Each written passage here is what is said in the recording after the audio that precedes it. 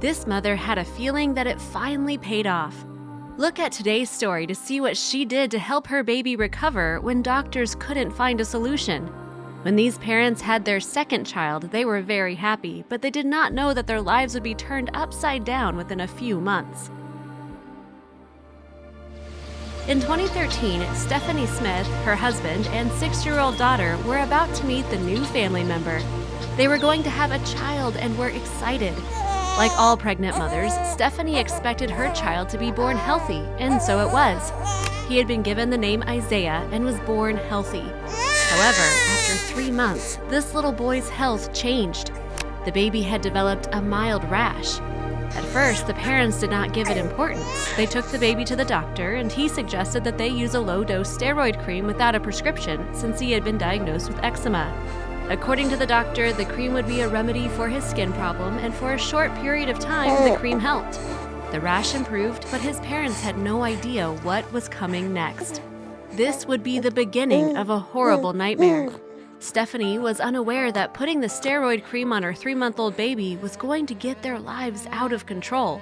A week after the child's skin had cleared up, the rash came back. And not only that, but it came back strong. At first, the rash had begun around the cheek, but when it reappeared, it spread throughout his little body. The parents thought it was the eczema that the doctor had diagnosed, so it would be logical to reapply the cream. The rash disappeared and reappeared, but then went from bad to worse. Isaiah's hair began to fall out. He became sick and lethargic. His whole body was red. He was a very small baby who couldn't say anything. His condition was getting worse. Stephanie and her husband consulted several doctors, but all had the same diagnosis, all saying that Isaiah had eczema. Some suggested that Stephanie stop breastfeeding, as proteins in breast milk could make it worse. When Isaiah was 5 months old, the worst was about to happen. Isaiah became sick again, but this time they had to go to the hospital. The child felt weak and without energy. His skin was red and he had a very high fever. His mother naturally panicked. Doctors prescribed a higher dose of steroids to be injected into his scalp. The little boy had to stay in the hospital for 5 days. The injections seemed to work, and the rash had calmed down a bit, and Isaiah smiled again, but he was not quiet. And the worst hadn't happened. The nightmare continued. The stubborn rash not only reappeared, but this time it did so even more aggressively. The baby's skin had turned red like blood, with lesions and oozing. He was in a lot of pain, and he kept crying. His mother couldn't bear to see her son like this. Isaiah was suffering a lot. He kept crying because of the pain he felt. Comforting him was a real mental and physical challenge for Stephanie. Imagine your baby screaming, but you're not able to wrap it in your arms to give him love.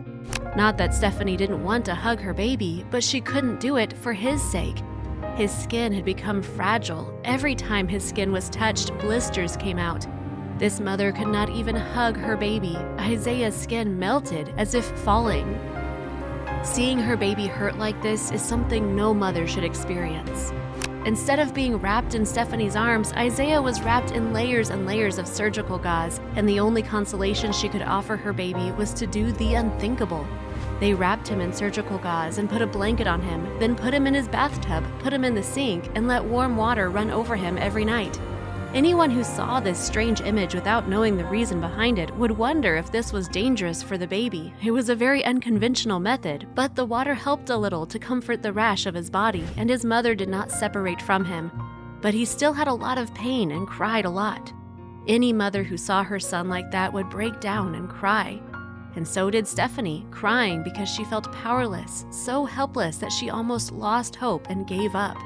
At one point, the state was so serious that she thought, if this is going to be his life, please take him away.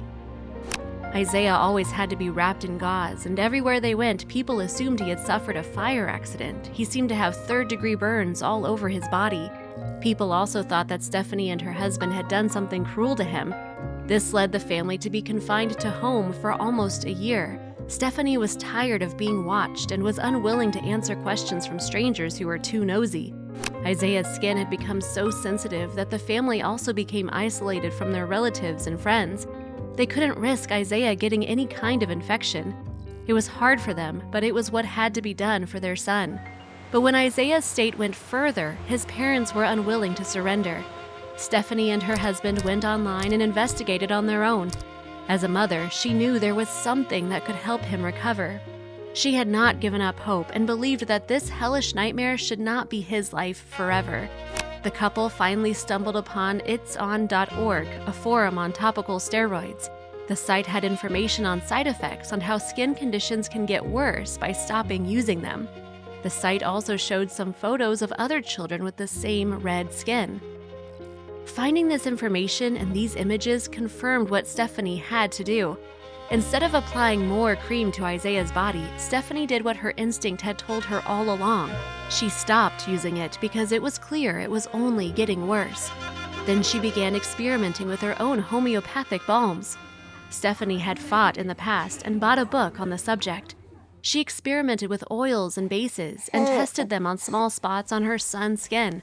A mixture of lemongrass and zinc applied under a gauze gave the best results. It worked. Over time, gradually the baby's skin began to clear.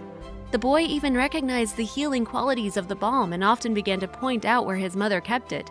Stephanie continued to vigorously monitor her son's condition daily, up to 50 times a day, each time taking a photo to follow his evolution, but also taking so many photos to monitor his skin because it could regrow at any time.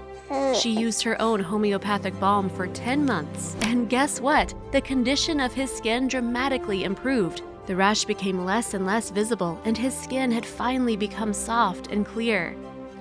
Stephanie commented, "We still don't know for sure what caused the original contact dermatitis, but looking back, due to my family's serious medical allergies, I think it might have been a reaction to the medication. I had a C-section and I got ibuprofen later, and I think it was transmitted through breast milk. Every time he was given antibiotics, he had a reaction. We saw 35 doctors in all of them said it was eczema.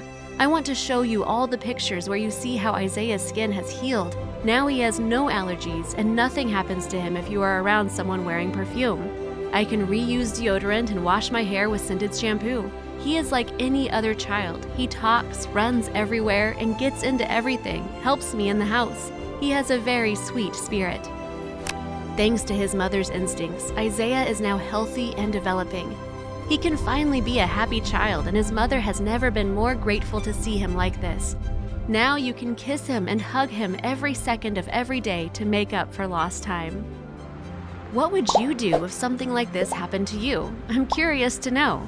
If you want to see more videos like this, be sure to come back tomorrow to see a new one, or click on one of the ones you have right now on the screen. See you soon.